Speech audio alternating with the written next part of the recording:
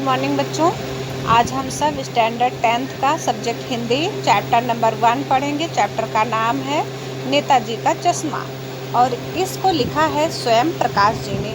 तो आइए हम सबसे पहले स्वयं प्रकाश के जीवन परिचय के बारे में समझते हैं। स्वयं प्रकाश का जन्म सन 1947 में इंदौर में मध्य प्रदेश में हुआ। मैकेनिकल इंजीनियरिंग की पढ़ाई करके एक औद्योगिक प्रतिष्ठान में नौकरी करने वाले स्वयं प्रकाश का बचपन और नौकरी का बड़ा हिस्सा राजस्थान में बीता। वो बच्चों पढ़ाई किए मैकेनिकल इंजीनियरिंग की और उसी क्षेत्र में नौकरी करने लगे। नौकरी करते समय और पढ़ाई करते समय उनका जो जीवन का हिस्सा था, एक बड़ा हिस्सा कह सकते हैं, वो राजस्थान में ही बीत गया। फिलहाल स्वैच्छिक सेवानिवृत्ति के बाद वो भोपाल में रहते हैं और इसके बाद जब वो अपनी नौकरी से रिटायर हुए, सेवानिवृत्त हुए, तब वो भोपाल में आकर रहने लगे और वसुधा पत्रिका के संपादन से फिर जुड़ गए। 8वें दशक में उभरे स्वयं प्रकाश आज समकालीन कहानी के महत्वपूर्ण हस्ताक्षर हैं। उनके 13 कहानी संग्रह प्रकाशित हो चुके हैं अब तक, जिनमें सूरज कब निकलेगा, आएंगे अच्छे दिन भी, आदमी जात का आदमी और संधान, ये सारी कहानियाँ उनको उल्लेखनीय हैं। उनके बीच में विनय और ईंधन उपन्यास चर्चित रहे हैं। उन्हें पहल सम्मान, बनमाली पुरस्कार, राजस्थान साहित्य अकादमी पुरस्कार आदि पुरस्कारों से भी इनको पुरस्कृत किया गया, अर्थात इनको इनाम मिला। मध्यवर्गीय जीवन के कुशल चितेरे स्वयं प्रकाश की कहानियों में वर्ग शोषण के विरुद्ध चेतना है, तो हमारे सामाजिक जीवन में जाति संप्रदाय और लिंग के आधार पर हो रहे भेदभाव के खिलाफ प्रतिकार का स्वर भी इन्होंने अपनी कविताओं में, अपनी कहानियों में उठाया है।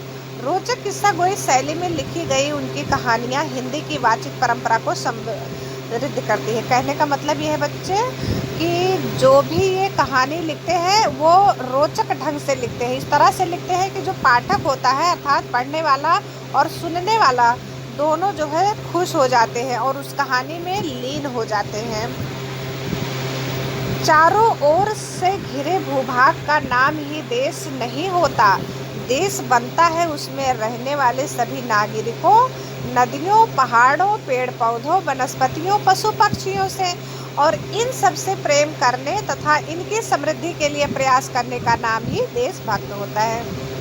तो यहाँ पे ये स्वयं प्रकाश जी समझा रहे हैं कि अपने इस देश के चारों भूभाग का नाम ही देश नहीं होता है, बल्कि देश बनता है उसमें रहने वाले सभी नागरिकों से, नदियों से, पहाड़ों से, पेड़ पौधों से, वनस्पतियों से, पशु पक्षियों से, और इन सब से प्रेम करने तथा इनकी समृद्धि के लिए प्रयास करने का नाम ही देशभक्ति होता है।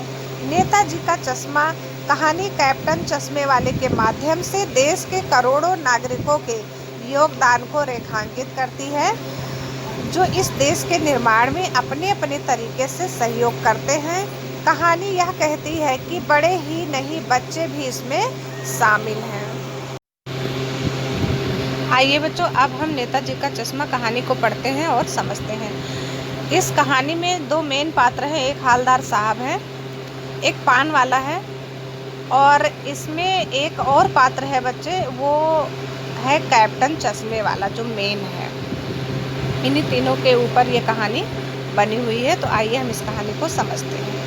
हालदार साहब को हर 15वें दिन कंपनी के काम के सिलसिले में उस कस्बे से गुजरना पड़ता था।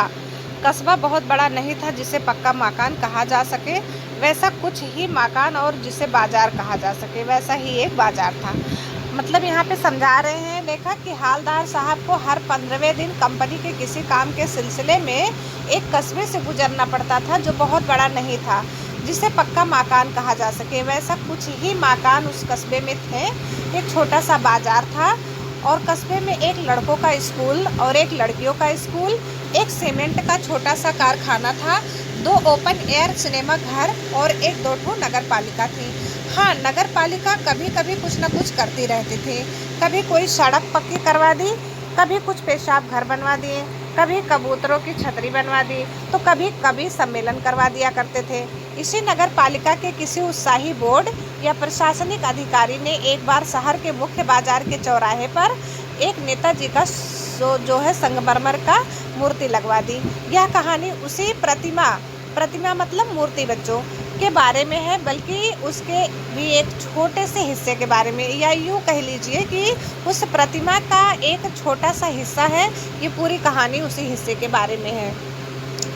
पूरी बात तो अब पता नहीं, लेकिन लगता है कि देश के अच्छे मूर्तिकारों की जानकारी नहीं होने और अच्छी मूर्ति की लागत अनुमान और उपलब्ध बजट से कहीं बहुत ज़्यादा होने के कारण काफ़ी समय ऊहापोह और चिट्ठी पत्री में बर्बाद हुआ होगा, और बोर्ड की शासन विधि समाप्त होने की घड़ियों में किसी स्थानीय कलाकार को ही यह अवसर देने का निर्णय किया गया होगा। यहाँ पे लेखक कह रहे हैं बच्चों कि पूरी बात तो हमें मालूम नहीं है, लेकिन मूर्ति देखने से ऐसा लगता है कि लोगों को मूर्ति के बारे में अच्छी जानकारी नहीं थी, और या तो अच्छे बजट नहीं रहे होंगे, जिसकी वजह से मूर्ति बहुत खूबसूरत नहीं बन पाई है। इस मूर्ति को बनाने के लिए हमको ऐसा लगता है कि बहुत सारी चिट्ठी पत्री में समय भी बर्बाद किया होगा। शासन विधि समाप्त होने की घड़ियों में किसी स्थानीय कलाकार को ही यह अवसर देने का निर्णय भी किया गया होगा, और वही कलाकार जो है इसको बनाया होगा। और अंत में कस्बे के इकलौते हाई स्कूल के इकलौते ड्राइंग मास्टर मान लीजिए मोतीलाल जी को ही यह काम सौंप दिया गया होगा, ऐसा अनुमान लगा रहे हैं, जो महीने भर में मूर्ति बनाकर पटक देने का विश्वास दिला रहे थे। तो ये सब बातें अपने मन में सोच भी रहे हैं और मूर्ति को देख भी रहे हैं हालदार साहब। जैसा कि कहा जा चुका है, मूर्ति संगमरमर की थी, टोपी की नोक से कोट के दूसरे बटन तक कोई 2 फुट ऊंची, जिसे कहते हैं वस्ट, और सुंदर थी। मतलब इतना बड़ा मूर्ति था, और वो मूर्ति बहुत ही खूब सुंदर भी लग रही थी। नेताजी सुंदर लग रहे थे, कुछ मासूम और कमसिन भी लग रहे थे। फौजी वर्दी में तो मूर्ति देखते ही बनती, बहुत ही सुंदर लग रही थी। और दिल्ली चलो नारा भी याद दिला रही थी कि दिल्ली चलो और तुम मुझे खून दो, मैं तुम्हें आज़ादी दूंगा, वगैरह याद आने लगते थे उस मूर्ति को देखकर ये सारे नारे। इस दृष्टि से यह सफल और सराहनीय प्रयास था। केवल एक चीज़ की कसर थी उस मूर्ति में, जो देखते ही खटकती थी, नेताजी की आंखों पर चश्मा नहीं था। तो बच्चों ये पूरी कहानी ही नेताजी के चश्मा पर ही बना हुआ है। तो ये पूरी मूर्ति तो कलाकार ने बना दी थी, पर उनके आंखों पर चश्मा नहीं लगाए थे, इसीलिए जो है यहाँ पे सारे प्रसंग उसी को लेकर यहाँ पे बताए गए हैं। लेकिन संगमरमर का नहीं था, एक सामान्य और सचमुच के चश्मे का चौड़ा काला फ्रेम मूर्ति को पहना दिया गया था। फिर हालदार साहब क्या देखते हैं कि मूर्ति पर पत्थर का चश्मा नहीं लगा हुआ था, उस पे जो है रियल यानी सचमुच का चश्मा लगा हुआ था। चश्मा चौड़ा था और काला फ्रेम वाला था, जो मूर्ति को पहना दिया गया था। हालदार साहब जब पहली बार इस कस्बे से गुजरे और चौराहे पर पान खाने रुके, तभी उन्होंने इसे लक्षित किया, मतलब उसकी तरफ ध्यान दिया, और उनके चेहरे पर एक कौतुक भरी मुस्कान फैल गई उसको देखकर। क्या देखकर मुस्कान फैल गई बच्चों? मूर्ति को देखकर। वाह भाई, यह आइडिया भी ठीक है, मूर्ति पत्थर की लेकिन चश्मा रियल का, क्या बात है भाई। ये चीज़ देख करके ऐसा सोच रहे थे हालदार साहब। जीप कस्बा छोड़कर आगे बढ़ गई, तब भी हालदार साहब इस मूर्ति के बारे में ही सोचते रहे, और अंत में इस निष्कर्ष पर पहुँचे कि कुल मिलाकर कस्बे के नागरिकों का यह प्रयास सराहनीय ही कहा जाना चाहिए। यानी नागरिक जो है इस कस्बे के, उन लोगों ने कम से कम कोशिश तो की है कि मूर्ति बना दिए। महत्वपूर्ण मूर्ति के रंग रूप या कद का नहीं, उस भावना का है, वरना तो देशभक्ति की आजकल मजाक ही उड़ाई जाती है। ऐसा हालदार साहब सोच रहे हैं अपने मन ही मन, और खुश हो रहे हैं। क्या सोच के खुश हो रहे हैं कि कम से कम आज भी हमारे देश में, हमारे देश के प्रति लोगों के मन में देशभक्ति की भावना देखने को मिलती है। दूसरी बार जब हालदार साहब उधर से गुजरे तो उन्हें मूर्ति में कुछ अंतर दिखाई दिया। दूसरे दिन जब हालदार साहब फिर वहीं से गुजर रहे थे तो उनको जो है कुछ अंतर दिखाई पड़ा। वो अंतर क्या था? जब उन्होंने ध्यान से देखा तो पाया कि चश्मा दूसरा है। पहले मोटे फ्रेम वाला चौकोर चश्मा था और अब तार के फ्रेम वाला गोल चश्मा लगा है। हालदार साहब का कौतुक और बढ़ा, मतलब जानने की इच्छा उनकी और बढ़ने लगी, ये सब आखिर क्या हो रहा है भाई। तो फिर बोलते हैं, वाह भाई क्या आइडिया है, मूर्ति कपड़े नहीं बदल सकती लेकिन चश्मा तो बदल ही सकती है। तीसरी बार फिर नया चश्मा था, यानी तीसरे दिन जब वही कस्बे से फिर गुजर रहे थे हालदार साहब, तो फिर देखते हैं कि मूर्ति पर नया चश्मा अलग तरीके का था। हालदार साहब की आदत पड़ गई हर बार कस्बे से गुजरते समय चौराहे पर रुकना, पान खाना और मूर्ति को ध्यान से देखना। यानी एक प्रकार से बच्चों हालदार साहब का चौराहे पर रुककर पान खाना एक बहाना बन गया था मूर्ति देखने के लिए। एक बार जब कौतूहल दुर्मनीय हो उठा, यानी जब उनका जिज्ञासा उनके मन से बाहर होने लगा, तो वो पान वाले से पूछ ही बैठे, क्यों भाई, क्या बात है? यह तुम्हारे नेताजी का चश्मा हर बार बदल कैसे जाता है? इस तरह से पान वाले से सवाल किए। पान वाले के खुद के मुंह में पान ठूसा हुआ था। वह एक काला, मोटा और खुश मिजाज आदमी था। देखने में काला था, मोटा था, लेकिन हंसदिल व्यक्ति था। हालदार साहब का प्रश्न सुनकर वह आंखों ही आंखों में हंसा, यानी आंखों के इशारों से वो हंसा। उसकी तोद थिरकी और जब वो आंखों के इशारों से हंसने लगा, मुस्कुराने लगा, तो उसकी तोद अर्थात पेट भी हिलने लगे। पीछे घूमकर उसने दुकान के नीचे पान थूका और अपनी लाल काली बत्ती से दिखाकर, यानी हंसते हुए बोला, कैप्टन चश्मे वाला करता है। मतलब ये सारा काम जो रोज डेली चश्मा बदलता है वो बदलने वाला है कैप्टन चश्मे वाला। क्या करता है?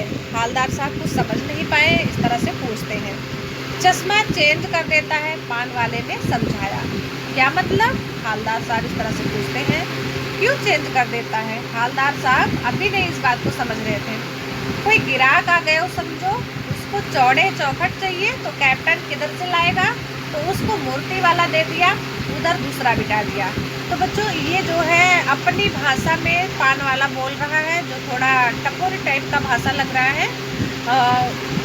यहाँ पे अब वो क्या समझा रहा है हालदार साहब को, कि समझो कोई ग्राहक आ गया और उसे चौड़े चौखट वाला चश्मा चाहिए, जो अभी मौके पे मूर्ति की आंखों पे लगी हुई है। तो कैप्टन वो चश्मा कहाँ से लाता, क्योंकि उसकी दुकान तो बहुत छोटी थी। इसीलिए वो क्या करता है, वो चश्मा ला करके ग्राहक को दे देता है और उस पे मूर्ति पे दूसरा चश्मा लगा देता है। अब हालदार साहब को बात कुछ समझ में आई कि मतलब रोज डेली मूर्ति पे चश्मा क्यों बदला जाता है। एक चश्मे वाला है जिसका नाम कैप्टन है, उसे नेताजी की बगैर चश्मे वाली मूर्ति बुरी लगती है, बल्कि आहत यानी दुखी करती है। जब वो बिना चश्मा लगाए नेताजी की मूर्ति को देखते हैं तो उनको जो है दुख होता है, मानो चश्मे के बगैर नेताजी को असुविधा हो रही हो, ऐसा महसूस करता हो कैप्टन। इसीलिए वह अपनी छोटी सी दुकान में उपलब्ध गिने चुने फ्रेमों में से एक नेताजी की मूर्ति पर फिट कर देता है। मतलब रोज डेली एक मूर्ति पर चश्मा जाके लगा देता है और वो चश्मा उतार के फिर रख लेता है दूसरा वाला। लेकिन जब कोई ग्राहक आता है और उसे वैसे ही फ्रेम की दरकार होती है, मतलब ज़रूरत होती है जैसा मूर्ति पर लगा है, तो कैप्टन वाला मूर्ति पर लगा फ्रेम संभवतः नेताजी से क्षमा मांगते हुए लाकर ग्राहक को दे देता है कि नेताजी आप मुझे क्षमा कीजिएगा, आपके आंखों पे लगा ही चश्मा जो है इस ग्राहक को अच्छा लग रहा है, इसलिए मैं इसे उसको दे रहा हूँ और आपको दूसरा चश्मा लगा देता हूँ। और बाद में नेताजी को दूसरा फ्रेम वो लौटा देता है, अर्थात दूसरा चश्मा लगा देता है। तो ये बात सुन करके हालदार साहब खुश होते हैं और बोलते हैं, वाह भाई खूब, क्या आइडिया है। लेकिन भाई एक बात अभी भी समझ में नहीं आई। हालदार साहब ने पान वाले से फिर से पूछा, नेताजी का ओरिजिनल चश्मा कहाँ गया? ये तो मतलब रियल का चश्मा है, तो नेताजी की आंखों पे तो पत्थर का ओरिजिनल चश्मा होना चाहिए था, वो कहाँ गया? तो फिर से पान वाला समझाता है कि पान वाला बोलता है, दूसरा पान मुंह में ठूस चुका था। पान को फिर से मुंह में पहला वाला पान थूक देता है और दूसरा पान फिर मुंह में ठूसता है और इसके बाद बोलता है, दोपहर का समय था, दुकान पर भीड़ भाड़ अधिक नहीं थी। वह फिर आंखों ही आंखों में हंसा। मतलब फिर से जो है हालदार साहब की बातों को सुनकर हंसता है, उसकी तोत फिर हिलने लगती है। कत्थे की डंडी फेंक पीछे मुड़कर उसने नीचे पीक थूकी, यानी पान खाया हुआ था तो पान के मलिदा को पीछे थूकता है और मुस्कुराता हुआ बोलता है, मास्टर बनाना भूल गया। कहने का मतलब ये है बच्चों कि जो मूर्तिकार उस मूर्ति को बनाया वो चश्मा बनाना भूल गया। पान वाले के लिए यह एक मज़ेदार की बात थी, लेकिन हालदार साहब के लिए चकित कर देने वाली, दर्पित कर देने वाली बात थी ये। यानी वह ठीक ही सोच रहे थे। मूर्ति के नीचे लिखा, मूर्तिकार मास्टर मोतीलाल वकाई कस्बे का अध्यापक था। बेचारे ने महीने भर में मूर्ति बनाकर पटक देने का वादा कर दिया होगा। ऐसा तो वो पहले से ही हालदार साहब सोच रहे थे उस मूर्ति को देखकर कि शायद इसीलिए ये मूर्ति उतनी सुंदर नहीं बनी जितनी बननी चाहिए थी। और पान वाले की बात को सुन करके उनकी सोच सच साबित होती है। पत्थर में पारदर्शी चश्मा कैसे बनाया जाए, कांच वाला यह तय नहीं कर पाया होगा या कोशिश की होगी और असफल रहा होगा, या बनाते बनाते कुछ और बारीकी के चक्कर में चश्मा ही टूट गया होगा, या पत्थर का चश्मा अलग से बनाकर फिट किया होगा और वह निकल गया होगा। उफ, मतलब ऐसे कुछ भी प्रॉब्लम हो सकता है जिसकी वजह से मूर्तिकार ने उस मूर्ति के आंखों पर ओरिजिनल चश्मा नहीं लगाया। हालदार साहब को यह सब कुछ बड़ा विचित्र और कौतुक भरा लग रहा था। इन्हीं ख्यालों में खोए खोए पान के पैसे चुकाकर चश्मे वाली की देशभक्ति के समक्ष नतमस्तक हुए और फिर जीप की तरफ चले। मतलब नेताजी को प्रणाम किया और फिर अपनी जीप की तरफ चल दिए। फिर रुके, पीछे मुड़े और पान वाले के पास जाकर पूछा, क्या कैप्टन चश्मे वाला नेताजी का साथी है या आज़ाद हिंद फौज का भूतपूर्व सिपाही है? अपने जीप की तरफ चले थे और फिर से मुड़ गए, पान वाले के पास आकर खड़े हुए और फिर से एक सवाल पूछने लगे। क्या पूछ रहे हैं कि चश्मे वाला नेताजी का साथी है या आज़ाद हिंद फौज का भूतपूर्व सिपाही है? आखिर वो है कौन? तो पान वाला नया पान खा रहा था। पान पकड़े अपने हाथ को मुंह में 1.5 इंच दूर रोककर उसने हालदार साहब को ध्यान से देखा। फिर अपनी लाल लाल काली बत्ती सी दिखाई, यानी हंसने लगा और मुस्कुराकर बोला, नहीं साहब, वो लंगड़ा क्या जाएगा फौज में, पागल है पागल, वो देखो वो आ रहा है, आप उसी से बात कर लो ना, फोटो वोटो छपवा दो उसका कहीं। मतलब इस तरह से उस कैप्टन का बेइज्जत करते हुए, अपनी लाल काली बत्ती सी दिखाते हुए पान वाले ने मुस्कुरा करके ये बात बोली। हालदार साहब को पान वाले द्वारा देशभक्त का इस तरह मजाक उड़ाया जाना अच्छा नहीं लगा। मुड़कर देखा तो अवाक रह गए, मतलब आश्चर्यचकित रह गए। एक बेहद बूढ़ा मरियल सा लंगड़ा आदमी, सिर पर गांधी टोपी लगाए और आंखों पर काला चश्मा लगाए, एक हाथ में एक छोटी सी संदूकची यानी छोटा सा बक्सा लिए हुए और दूसरे हाथ में एक बांस पर टगे बहुत से चश्मे लिए अभी अभी एक गली से निकल रहा था। और बच्चों, ये था कैप्टन, और अब एक बंद दुकान के सहारे अपना बांस टिका रहा था, यानी उस चश्मे वाले बांस को खड़ा कर रहा था। तो इस बेचारे की दुकान भी नहीं फेरी लगाता है। मतलब हालदार साहब ऐसा सोचते हैं कि ये तो फेरी वाला है, बेचारे के पास दुकान भी नहीं है। हालदार साहब ये सब सोचकर चक्कर में पड़ गए। पूछना चाहते थे कि इसे कैप्टन क्यों कहते हैं, क्या यही इसका वास्तविक नाम है? मतलब हालदार साहब के मन में उसको देखकर ये सारे सवाल उठने लगे। लेकिन पान वाले ने साफ बता दिया था कि अब वह इस बारे में और बात करने को तैयार नहीं है। कहने का मतलब ये है कि अगर आप इसके बारे में कोई भी बात करोगे साहब, तो मैं कुछ भी जवाब देने वाला नहीं हूँ।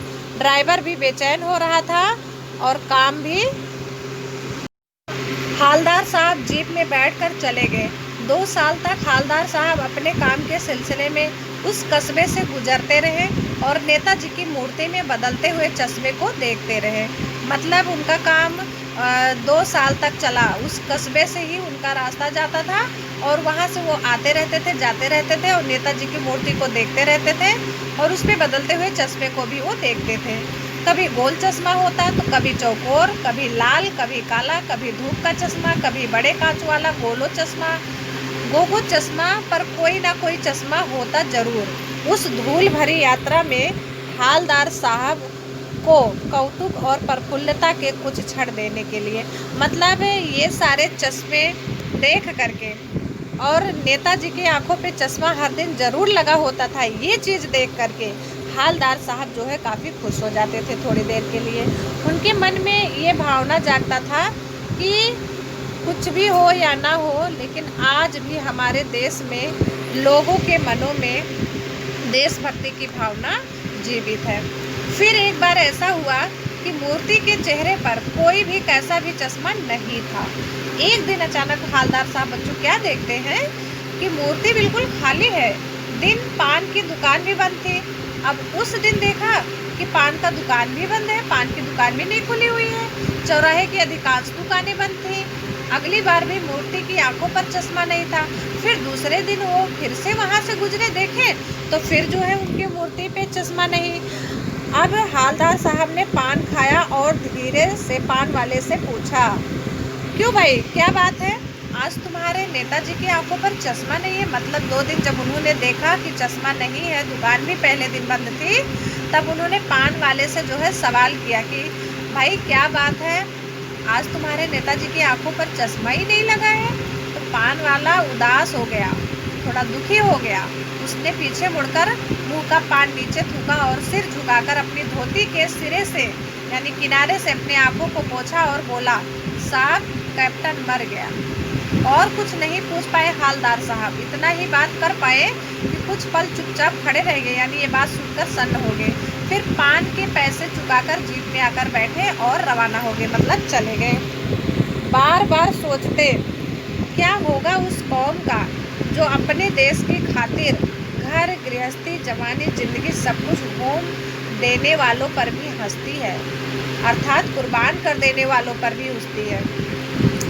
तो यही तो हुआ था बच्चों कैप्टन के साथ कि कैप्टन जो है अपना घर बार गृहस्थी जवानी जिंदगी सब कुछ अपने देश पे कुर्बान कर दिया था, देश के नेताओं पर कुर्बान कर दिया था।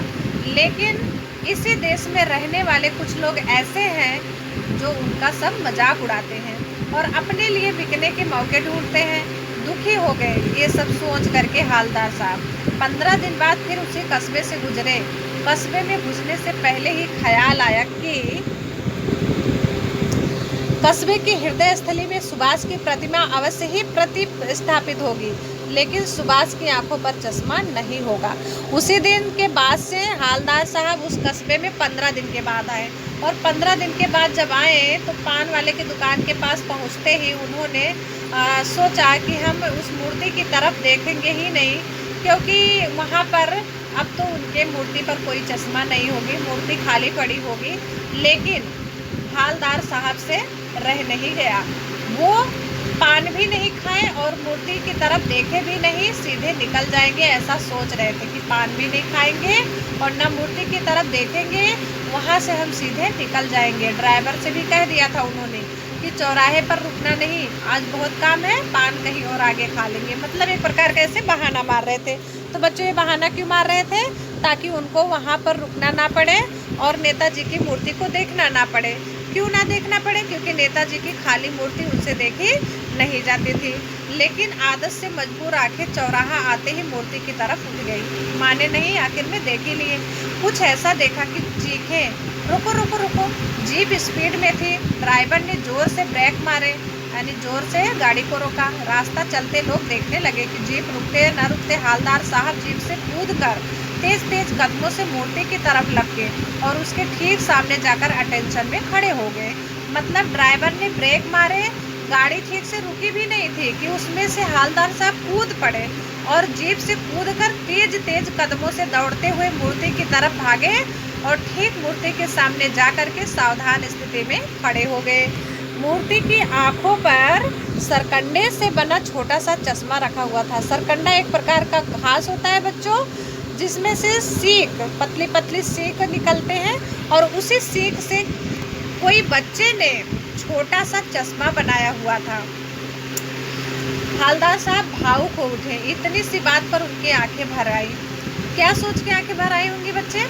कि ये देखा कि कैप्टन के मरने के बाद जब नेताजी की मूर्ति खाली खाली लगने लगी तो किसी बड़े ने तो ये बात नहीं सोचा, लेकिन हमारे जो आने वाली पीढ़ी है अभी, जो हमारे छोटे छोटे हमारे देश के सिपाही हैं, उनमें ये जज्बा जगा कि जब कैप्टन था तो इनकी मूर्ति पर हमेशा चश्मा नया नया लगाता था और अभी कैप्टन मर गया तो कोई चश्मा नहीं लगा रहा है। इसलिए हम उस सरकंडे की घास से बनाकर चश्मे को नेताजी की मूर्ति पर लगाएंगे।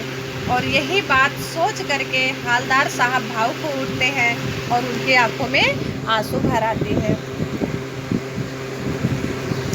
तो बच्चों ये थी पूरी कहानी नेताजी का चश्मा। अब आइए हम इससे संबंधित प्रश्न अभ्यास को देखते हैं। तो पहला प्रश्न है, सेनानी ना होते हुए भी चश्मे वाले को लोग कैप्टन क्यों कहते थे?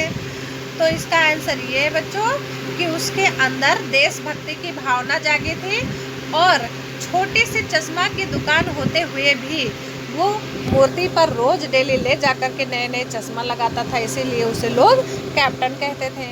क्वेश्चन नंबर 2 है, हालदार साहब ने ड्राइवर को पहले चौराहे पर गाड़ी रोकने के लिए मना किया था, लेकिन बाद में तुरंत रुकने को कहा। क्यों कहा था? तो का खंड है इसमें, हालदार साहब पहले मायूस क्यों हो गए थे? तो इसलिए कि जब उन्होंने पूछा कि भाई कल दुकान क्यों बंद थी, कल मूर्ति पे चश्मा क्यों नहीं था, तो पान वाले ने जवाब दिया कैप्टन मर गया है। फिर वो दूसरे दिन गए, देखे तो मूर्ति पर चश्मा नहीं था, मूर्ति सूना सूना लग रहा था, उनको दुख हो रहा था। इसीलिए उन्होंने अगले दिन मन बनाया कि हम चौराहे पर गाड़ी ना तो रोकेंगे, ना पान खाएंगे, ना मूर्ति की तरफ देखेंगे। लेकिन जब तीसरे दिन जाकर वो देखते हैं मूर्ति पर सरकंडे का चश्मा लगा होता है, तब जो है वो खुश हो जाते हैं और चौंक भी जाते हैं कि ये किसने बनाए होंगे, आखिर ये तो किसी छोटे बच्चे का काम लगता है। यही चीज़ देखने के लिए वो फिर से गाड़ी रोक देते हैं। मूर्ति पर सरकंडे का चश्मा क्या उम्मीद जगाता है? तो बच्चों, मूर्ति पर सरकंडे का चश्मा ये उम्मीद जगाता है कि आज भी हमारे इस भारत देश में जो आने वाली नई पीढ़ी है, उनके मन में देशभक्ति की भावना जागृत है। हालदार साहब इतनी सी बात पर भावुक क्यों हो उठे? तो यही बात सोचकर बच्चों कि हमारे देश में जितने भी नागरिक हैं, सबके मन में देशभक्ति की भावना जीवित है। क्वेश्चन नंबर 3 है, आशय स्पष्ट कीजिए।